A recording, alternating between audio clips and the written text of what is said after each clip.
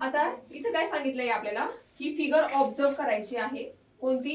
A W बी ची. आणि त्याच्यामध्ये काय सांगितलेलं आहे की तिचं वेगवेगळे पॉइंट्स दिलेले ते ऑब्झर्व करून आपल्याला काय करायचं, लिहायचे आहे. Points in the interior. Interior म्हणजे कशाला म्हणणार? जेव्हा हा काय आहे, हा अँगल आहे, हा कोण आहे, ह्या कोणाच्या जे आतमध्ये पॉइंट्स आलेले, बरोबर की नाही, त्या पॉइंट्सला काय म्हणणार आपण? Interior point. मग तुम्ही सांगू शकता का याच्यामध्ये कोणते कोणते आतमध्ये पॉइंट आलेले?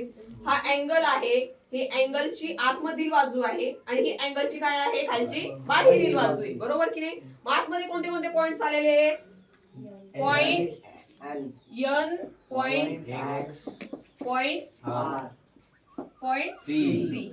तुम्ही पॉइंट लिहायचं पुढे. Okay, point N, point X, point R, point C. Okay.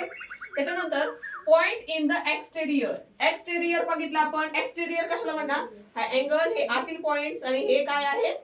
Exterior म्हणजे बाहेरील पॉइंट्स, बरोबर की नाही. कोणते कोणते आहेत बाहेरील पॉइंट्स सांगा बरं. Point T, point U, point V, point Y, point Q. आता points on the arm of angle. Arm of angle आपण कशाला म्हणणार? की जे अँगलची बाजू आहे, ही अँगलची बाजू आहे, बरोबर की नाही, तिच्यावर असलेले जे पॉइंट्स आहेत त्यांना काय म्हणणार? Arm of points. ओके नाही,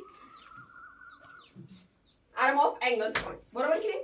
याच्यामध्ये काय सांगणार? कोणता कोणता पॉइंट आहे सांगा बरं. Point A, point point W, point point G, point C, point B. Point B. समजलं? हो.